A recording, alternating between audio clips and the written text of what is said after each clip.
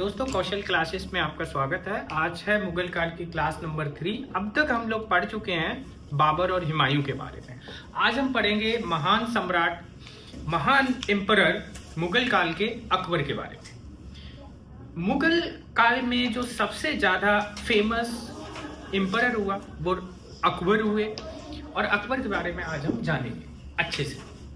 किस तरह से उनकी क्या राजनीतिक पॉलिसियां रही, क्या उनकी धार्मिक पॉलिसियां रही, आज हम उनके बारे में पूरी तरह से अध्ययन करेंगे अच्छे से और कहानियों के रूप में हम सारी बातों को जानेंगे। आप ये देखिए कि मुगल काल को बनाने में एक पीढ़ी बाबर की, एक पीढ़ी हुमायूं की और ये तीसरी पीढ़ी है अकबर, जो अब राज करेगी पूरी तरह से। अब तक जो हुआ उसमें लड़ते लड़ते बाबर मर गया, लड़ते लड़ते हुमायूं की मृत्यु हो गई सीढ़ियों से गिरते हुए, लेकिन अकबर अब पूरी तरह से साम्राज्य का विस्तार करेगा एज वेल एज अच्छे से राज्य करेगा।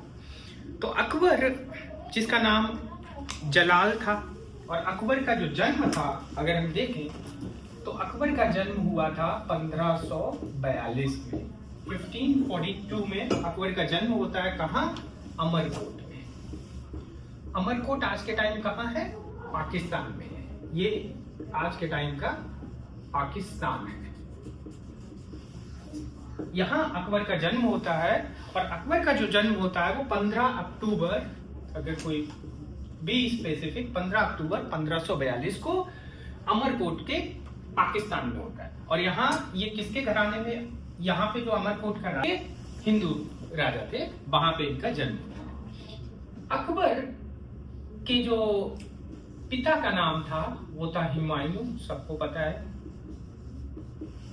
और अकबर की जो माता का नाम था हमीदा। अकबर की माता का नाम हमीदा बानो बेगम था। अकबर जो बचपन का नाम, अकबर के बचपन का नाम जो था वो था जलाल। जलाल ये अकबर का बचपना था। अकबर 5 साल तक इस अमरकोट के किले में रहा, 1542 से 1547 तक। 5 साल एक हिंदू राजा के यहाँ पला बड़ा। तो इसकी जो बचपन था वो एक हिंदू राजा के यहाँ बीता। तो इसके अंदर हिंदू कल्चर से रिलेटेड काफी ज्यादा सहानुभूति भी आई। अकबर जब हुमायूं की डेथ हो जाती है 1556 में, तब अकबर की उम्र होती है सिर्फ 14 साल। 14 वर्ष की उम्र में अकबर बनता है राजा। और कहाँ का राज्याभिषेक होता है अकबर का? कहाँ पे होता है इसका राज्याभिषेक? इसका राज्याभिषेक होता है पंजाब के गुरदासपुर में। पंजाब के गुरदासपुर में उसमें एक जगह होती है कारानौल करके। तो यहाँ पे इसका राज्याभिषेक किया जाता है 14 साल की उम्र में।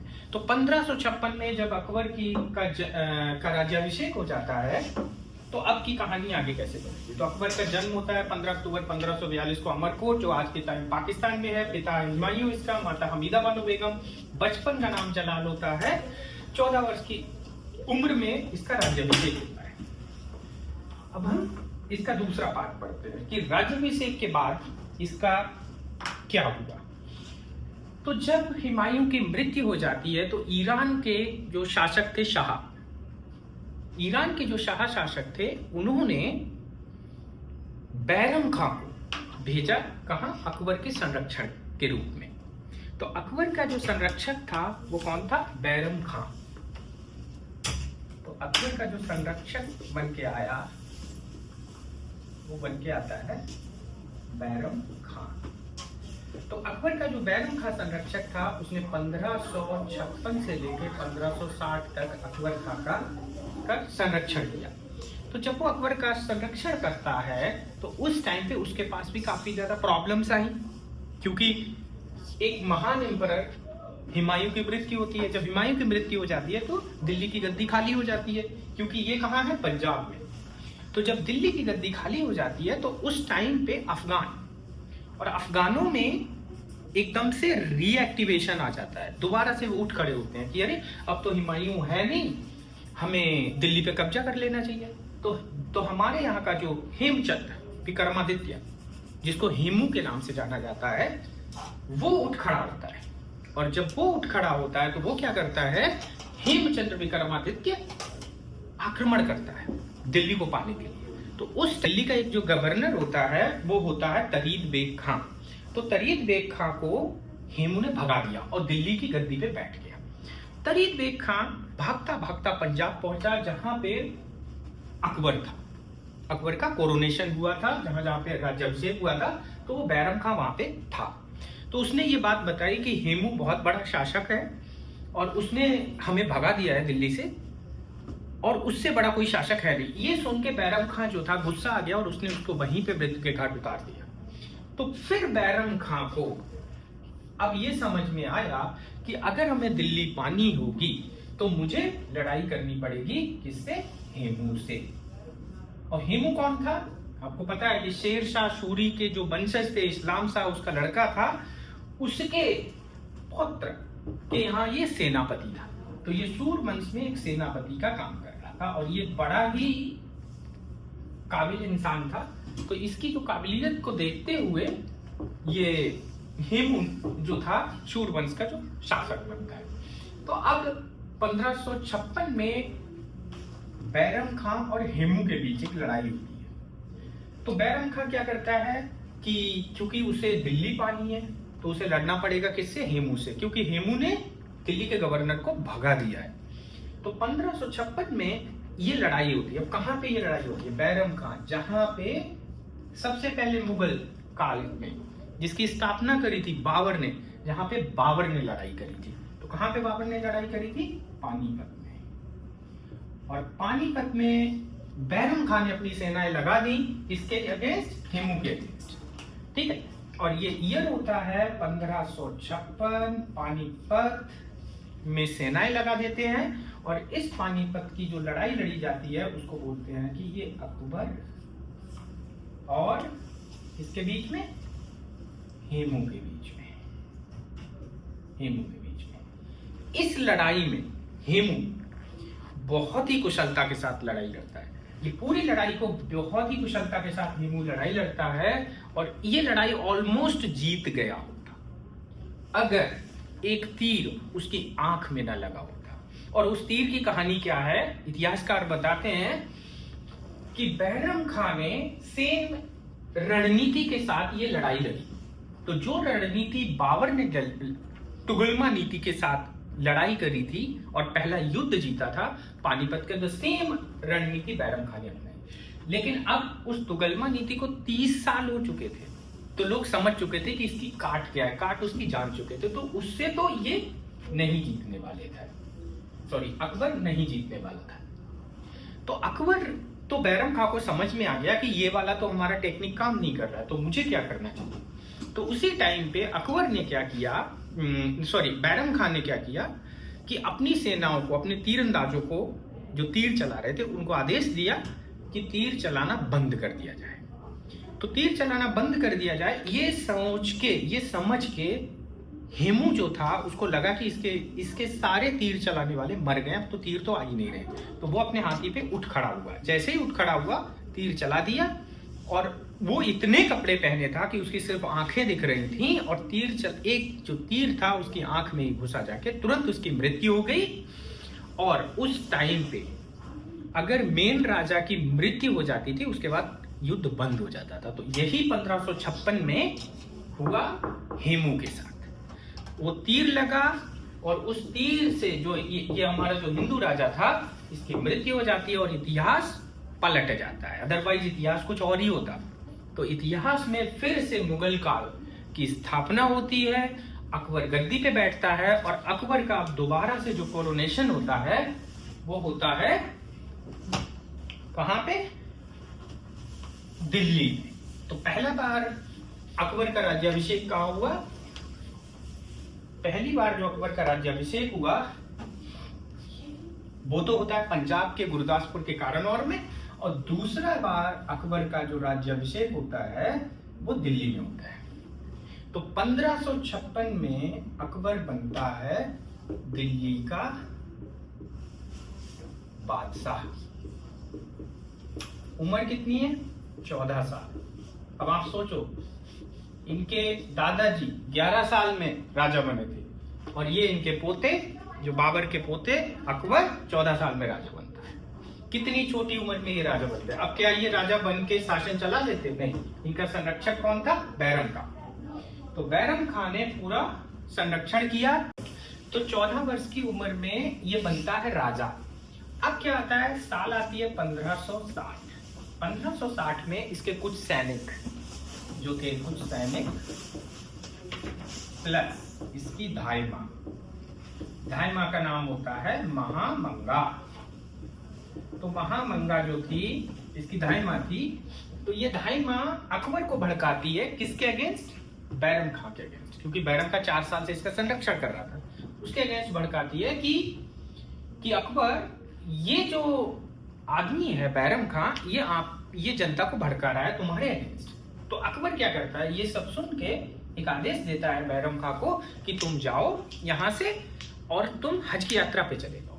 तो पहले तो बैरम खां मान जाता है, लेकिन धीरे धीरे उसको जब पता चलता है कि ये मेरे अगेंस्ट साजिश हो रही है, तो ये मना करता है। तो इसकी जालंधर में एक लड़ाई होती है, छोटी सी लड़ाई होती है, जहां पे इसको हारना तो था ही, क्योंकि ये अकबर के साथ तो लड़ नहीं सकता था उस टाइम पे। तो ये हार जाता है। फिर अकबर इसको माफ कर देता है और फिर से बोलता है कि तुम हज पे चले जाओ। तो हज पे जाते टाइम पे ही इसकी मृत्यु हो जाती है, या कुछ लोगों का कहना है कि अकबर ने इसको मरवा दिया था हज पे जाते टाइम। तो ये तो कहानी हो गई बैरम खां की। तो बैरम खां का चैप्टर 1560 के टाइम पे बंद हो जाता है इस कहानी से। अब चैप्टर शुरू होता है, जो नया चैप्टर शुरू होता है। अब किसने भड़काया था? तो अब चैप्टर शुरू होता है महामंगा का। तो 1560 से एक बड़ा ही फेमस से 64 तक का टाइम था। ये 4 साल का जो शासन था वो किसके अगेंस्ट आया? महामंगा के लिए।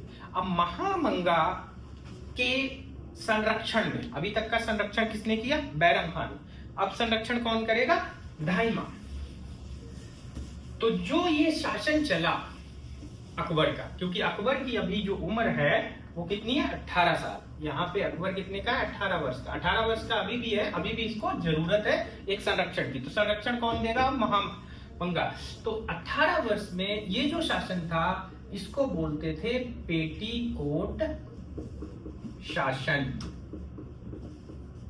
ये क्वेश्चन आता है कि पेटीकोट शासन कौन सा है, क्योंकि ये महामंगा के संरक्षण में जो ये शासन हुआ, इसको पेटीकोट शासन बोलते हैं।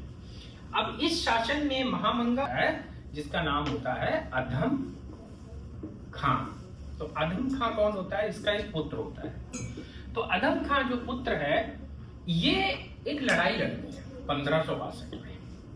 तो 1562 में एक मालवा की लड़ाई होती है, और मालवा की लड़ाई में ये लोग जीत जाते हैं। तो जब ये जीत जाते हैं, तो अधम खां क्या करता है कि जो लूटा हुआ धन होता है वो आधा रख लेता है और अकबर को बताता नहीं।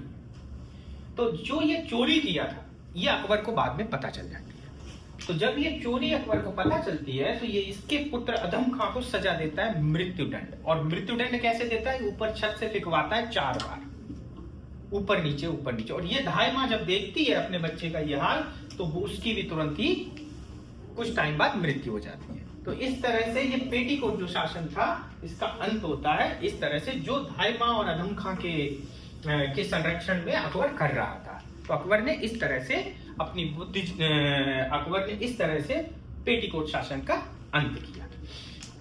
अब अकबर, क्योंकि अब अकबर हो चुका है ऑलमोस्ट 22 साल का, 64 के बाद 22 वर्ष का अकबर हो चुका है। अब अकबर अपनी समझ के साथ, सोच के साथ आगे बढ़ेगा। और अकबर का अगर हम स्टार्टिंग देखें, थोड़ा अगर हम बैकग्राउंड पे देखें अकबर का, तो अकबर का जन्म 1542 में होता है। 1542 में होने के बाद हुमायूं तुरंत वहां से भाग जाता है। कहाँ? ईरान पहुंचता है।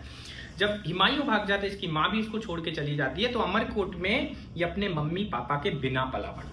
जब ये अपने मम्मी पापा के बिना पला बड़ा तो इसकी कोई शिक्षा नहीं हुई, ये एकदम अशिक्षित था, बैल इंसान, एकदम कुछ इसको नहीं आता था। तो इसको ना तो धर्म का ज्ञान, ना इसको राजनीति का ज्ञान, और ऊपर से 6 साल ये दास की तरह रहा। दास का मतलब कि संरक्षक कोई और था, डिसीजंस कोई और लेता था, ये तो बस खाली सिग्नेचर मारता था। ऐसा वाला इसने 8 साल के करीब शासन किया, जिसमें बैरम खां और इसकी धाई माँ के अगेंस्ट शासन चला। अब अकबर खुद अपने डिसीजंस लेने वाला था। तो अब अकबर ने अपने सबसे अच्छे जो नवरत्न थे, उनमें जो सबसे अच्छे थे बीरबल, उनको बुला के कहता है कि अब क्या किया। तो अब इसने अपने जो सैन्य अभियान थे, अगर हम बात करें सैन्य अभियान शुरुआत करें, तो अकबर के अब हम बात करते हैं सैन्य अभियानों पे। जो सैन्य अभियान थे, तो जो पहला सैन्य अभियान था वो था मालवा का, जो 1561 से 62 के बीच में इसने मालवा कहाँ पे है? मालवा है मध्य प्रदेश में, ये एक जगह है मध्य प्रदेश में, ठीक है।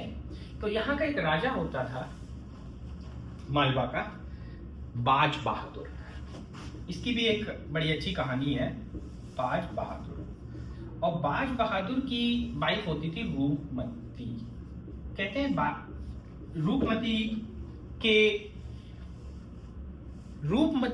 कहते हैं कि रूपमती के स्मृति में एक यहाँ पे हिंडोला महल है, जो आज भी प्रसिद्ध है, काफी ज्यादा प्रसिद्ध है हिंडोला महल। तो मालवा को इसने जीता किससे? बाज बहादुर से, और बाज बहादुर को कुछ मनसबदार देके अपने राज्य में मिला लिया मालवा, जो करंट में कहाँ है? एमपी में। तो ये तो इसका था पहला सैन्य अभियान, ठीक है। इसने बहुत सारे सैन्य अभियान किए। अब हम चुनार का किला जीता, दूसरा जो सैन्य अभियान था वहां इसने चुनार का किला जीता। तो जो चुनार का किला, अब चुनार का किला ये किससे जीतेगा? हमने पढ़ा है ना हुमायूं के टाइम पे, चुनार का किला ये जीतेगा किससे? अफगानों से। तो यहां इसने अफगानों के साथ लड़ाई करी और चुनार का किले को जीत लिया। इसका जो तीसरा सैन्य अभियान था वो था गोंडवाना जीतना। गोंडवाना कहाँ है? गोंडवाना भी हमारी करंट में मध्य प्रदेश में, एमपी में। यहाँ की बड़ी एक फेमस रानी थी, बहुत ही फेमस रानी थी गोंडवाना की, जिसका नाम था रानी दुर्गावती। बड़ा फेमस किस्से हैं रानी दुर्गावती। तो रानी दुर्गावती के हस्बैंड की डेथ हो जाती है और इनका नाम होता है वीर नारायण। तो इनका जो पुत्र था वीर नारायण। तो रानी दुर्गावती और अकबर का जो सेनाएं लड़ती हैं गोंडवाना में, और गोंडवाना भी ये अपने में मिला लेता है। तो इसने इस तरह से एमपी और चुनार को जीत लिया अपने 3 सैन्य अभियानों में। और गोंडवाना की जो ये लड़ाई हुई थी ये हुई है 1564 में। तो 1564 में गोंडवाना में लड़ाई करता है। गोंडवाना जो करंट में एमपी में है, रानी दुर्गावती के साथ इसकी लड़ाई होती है, उसका पुत्र होता है वीर नारायण, ठीक है। ये इतना क्या। अब हम बढ़ते हैं अगली लड़ाई की तरफ। और ये जो सैन्य अभियान थे, अब हम अकबर की राजनीतिक समझ की बात करते हैं थोड़ी सी। तो अब अकबर की जो राजनीतिक समझ थी, उसकी जो पॉलिसीज थी, पॉलिटिकल पॉलिसीज, वो सबके लिए डिफरेंट थी, किसी के लिए एक नहीं। तो अब इसकी जो राजपूतों के लिए जो इसकी राजपूत पॉलिसी अकबर की जो थी, वो उसकी बात करते हैं। तो अकबर ने बीरबल से पूछा कि हमको क्या करना चाहिए, कि राजस्थान के जो लोग हैं इनको क्या चाहिए। तो अकबर को बताया बीरबल ने कि ये राजस्थान के लोग जो हैं बहुत स्वाभिमानी हैं। एक तो इनकी जमीनें इनसे ना छीनी जाए, और दूसरा इनके ऊपर अटैक ना किया जाए, ऐसा कोई इनके ऊपर हमला ना किया जाए जिससे इनको कोई ठेस पहुंचे। तो कहा अच्छा ठीक है, फिर क्या करना चाहिए। तो इसने बोला कि ठीक है, इनसे एक मित्रतापूर्ण व्यवहार करते हैं। तो अकबर ने अपनी राजपूत की जो पॉलिसीज थी, इस बेल्ट में अपनी जो पॉलिसीज लगाई, उसमें उसने दो काम किए। पहला काम किया कि इनके साथ स्वेच्छा से मेरी अधीनता स्वीकार कर लो। स्वेच्छा से अगर कोई अधीनता स्वीकार करता है, अधीनता स्वीकार करो, और जिसको बोलते हैं मैत्रीपूर्ण, मैत्रीपूर्ण रिश्ते बनाओ और विवाह करो। ये इसकी पहली पॉलिसी थी। ठीक है,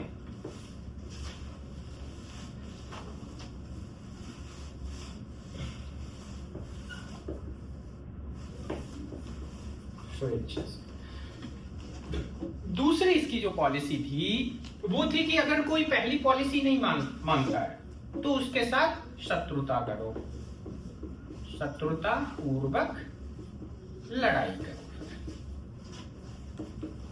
तो ये इसकी दो पॉलिसी थी राजस्थान के लिए। तो मैक्सिमम राजस्थान के, अब राजस्थान बेल्ट में उस टाइम पे 3 बड़े रियासत थे। एक थी जयपुर, एक थी जोधपुर और थी मेवाड़। ये हमारी 3 रियासतें थी। मेवाड़ की राजधानी चित्तौड़ है, इसमें कोई कंफ्यूजन नहीं होना चाहिए। तो जयपुर, जोधपुर और मेवाड़, ये 3 बड़ी राजा की बात करते हैं।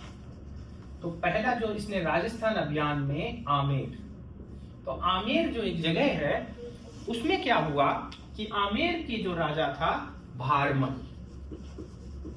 तो भारमल ने सबसे पहले जो स्वेच्छा से मैत्रीपूर्ण तरीके से अपने राज्य को मुगल वंश में मिलाया। और उसमें जो स्वेच्छा वाले में था, उसमें फायदा क्या था कि तुम अपना राजा बन के बने रहो, हमें बस टैक्स दे दो, मेरे को टैक्स दो, आप अपना राजा बने रहो, कोई मतलब नहीं मुझे, हम तुम्हारी सीमाओं को टच नहीं करेंगे, हमें कुछ मतलब है, हमें एक टैक्स चाहिए तुमसे। तो राजा भारमल ने इसको स्वीकार किया। और राजा भारमल के एक पुत्र था जिसका नाम था भगवान दास। तो राजा भारमल का एक पुत्र था भगवान दास, जिसको, और पुत्र था जो सबसे बड़ा इनका सेनानायक भी था, राजा मानसिंह। ठीक, अब हम दूसरी तरफ आते हैं। दूसरी तरफ भारमल की एक पुत्री थी जिसका नाम था, तो भारमल की एक पुत्री होती है जिसका नाम होता है हरका बाई। हरका बाई का जो विवाह था वो होता है अकबर के साथ। तो जो पहला मैत्रीपूर्ण समझौता था, जिसके तहत आप विवाह करो, जिसके तहत आप अपने राज्य को मिलाओ, आप अपने राजा बने रहो और टैक्सेस दो। तो भगवान दास को मुगल दरबार में एक बड़े पद पे रखा गया, वैसे ही मान सिंह को एक बड़े पद पे रखा गया। हरका बाई को से अकबर की शादी हो जाती है। अब इसके जो भगवान दास था, इसके भी एक पुत्री होती है और उस पुत्री का नाम होता है मानबाई। तो मान सिंह इसका लड़का था और मानबाई इसकी पुत्री थी। और मानबाई का जो विवाह था वो होता है अकबर के बेटे, किसके साथ? अकबर के बेटे सलीम के साथ। ठीक है, तो इस तरह से ये कहानी पहले युद्ध में, आमेर जो युद्ध हुआ था 1562 में। ठीक है, तो पहला कोई युद्ध नहीं हुआ था, ये मैत्रीपूर्ण तरीके से 1562 में इस तरह का ये कहानी रचा गया, जिसमें भगवान दास, मान सिंह, हरकाबाई जो अकबर की वाइफ बनी और मानबाई जो सलीम की वाइफ बनी। अब एक भ्रांति चल रही है कि जोधाबाई जो थी वो अकबर की वाइफ थी, जबकि ऐसा है नहीं, इतिहास में कहीं नहीं लिखा, किसी भी जगह पे नहीं लिखा है कि जोधाबाई अकबर की वाइफ थी, ऐसा नहीं। तो एक तरफ आमेर का एरिया था, दूसरी तरफ एरिया जो था वो था आपका जोधपुर का। तो जोधपुर के एक शासक थे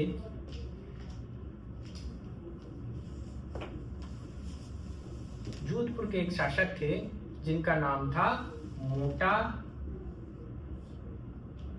उदय सिंह।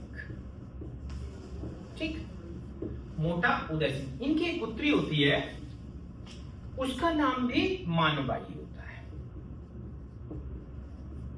इनकी भी एक पुत्री होती है जिसका नाम होता है मानबाई। अब इस मानबाई की शादी किससे हो जाती है? इसी सलीम के साथ। ठीक है, इस मानबाई की भी शादी इसी सलीम के साथ हो जाती है। तो इस मानबाई को इसने एक नाम दिया था जगत गोसाई। जगत गोसाई इसने एक नाम दिया। ठीक है, अब क्योंकि ये जोधपुर की थी, बाई इसके नाम में आ रहा था, तो इसको जो थे लोग बोलने लगे जोधाबाई। तो जोधाबाई कौन थी? जोधाबाई अकबर के लड़के सलीम की वाइफ थी, जो मोटा उदय सिंह की पुत्री थी। ठीक है, अब सलीम और मानबाई के एक लड़का होता है जो अगला एम्परर बनता है, और जोधाबाई और सलीम के एक लड़का होता है, उसका नाम होता है खुर्रम। और जो अगला एम्परर बनता है उसका नाम होता है खुसरो मिर्जा। खुसरो मिर्जा। ठीक है, तो इस तरह से ये कहानी आगे बढ़ती है। ये जो जोधाबाई वाला चैप्टर है, जोधाबाई अकबर की वाइफ नहीं थी, वो सलीम की वाइफ थी, और इस तरह से ये सामंजस्य बैठता है। अब हम अगले लड़ाई की बात करेंगे। यहाँ पे अकबर की शादी भी हो जाती है। अब हम अगली लड़ाई की बात करते हैं।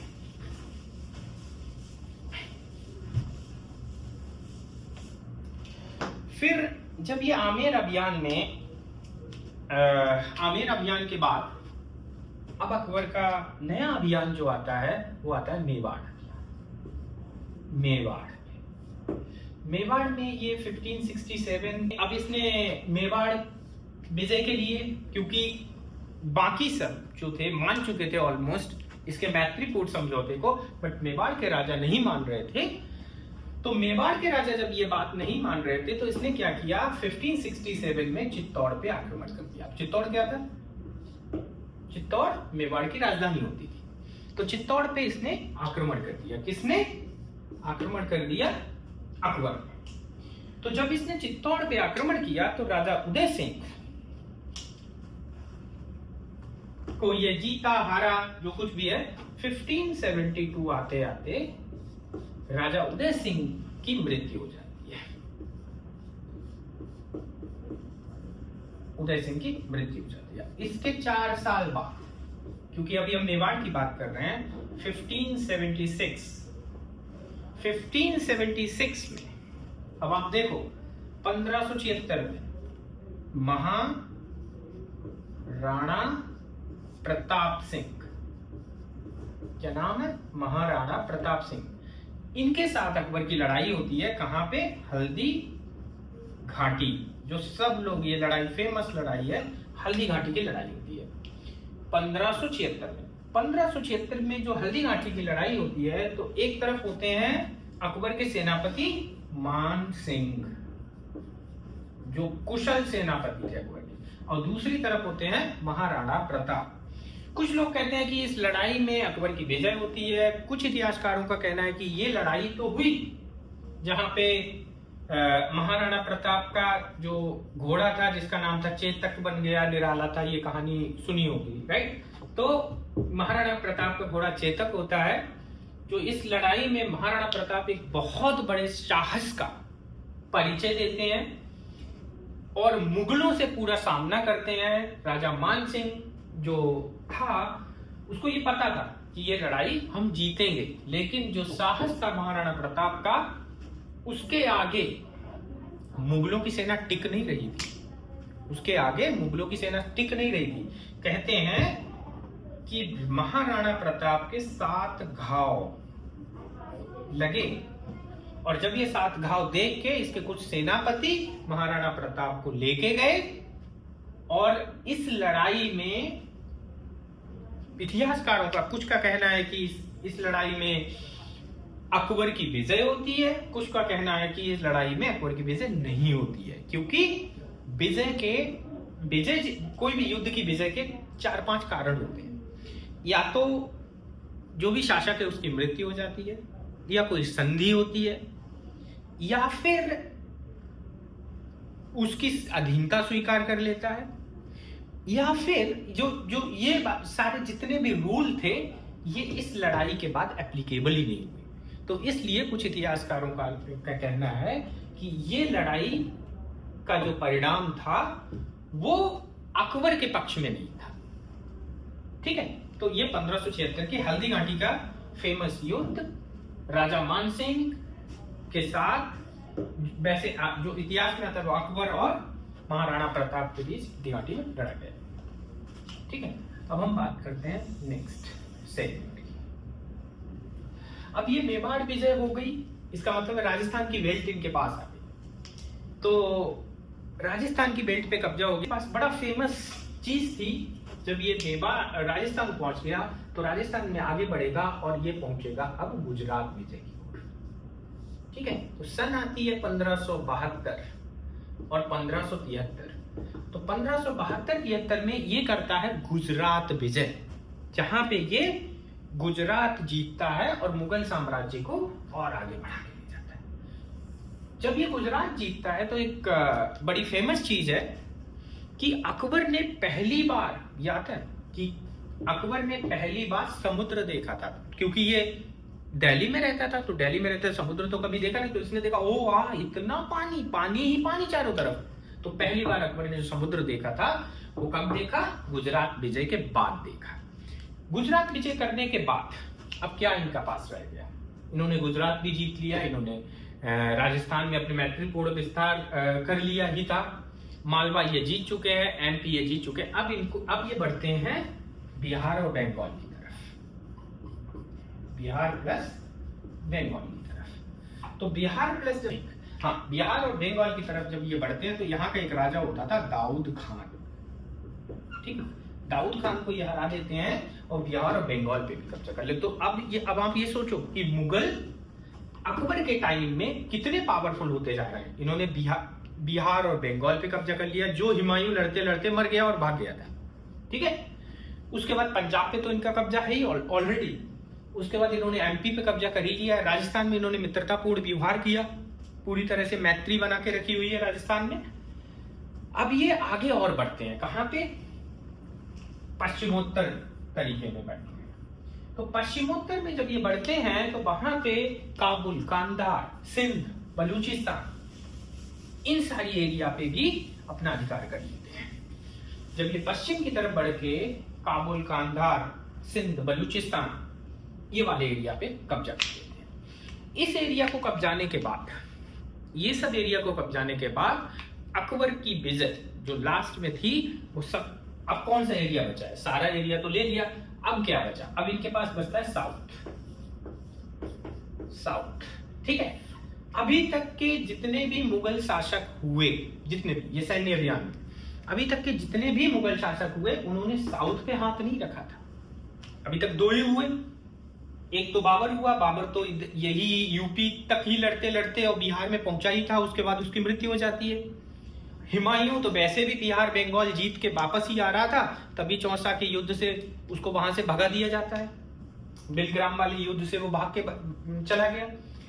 अब आता है अकबर का काल, जिसने गुजरात भी जीत लिया, जिसने एमपी भी जीत लिया, राजस्थान में मित्रता कर रखी है, जिसने पंजाब और ये एरिया पूरा है, काबुल, कांधार का एरिया भी इसके राज्य में आ चुका है। अब जब ये आता है साउथ में, तो अब इसके पास जो बचा हुआ टाइम था वो साउथ था।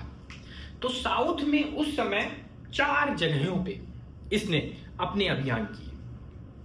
तो पहला जो अभियान किया वो 1591 में, और तीसरा अभियान इसने 1600 में, और आखिरी अभियान, इसकी जो आखिरी लड़ाई थी वो 1601 की थी।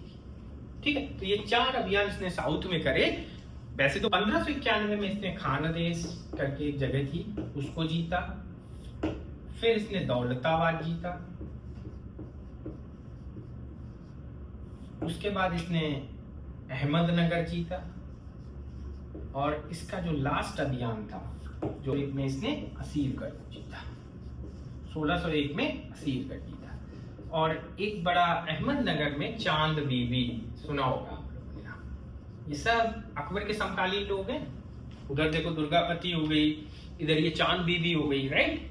तो चांद बीबी जो निजाम शाह की पुत्री थी उसको हराया, निजाम शाह की पुत्री थी, ठीक, इसको हराया। तो ये तो अकबर के सैन्य अभियान थे। 1605 में तो इसकी मृत्यु ही हो जाती है, मृत्यु हो जाती है, ठीक। ये अकबर के रहे सैन्य अभियान। अब हम बात करेंगे अकबर की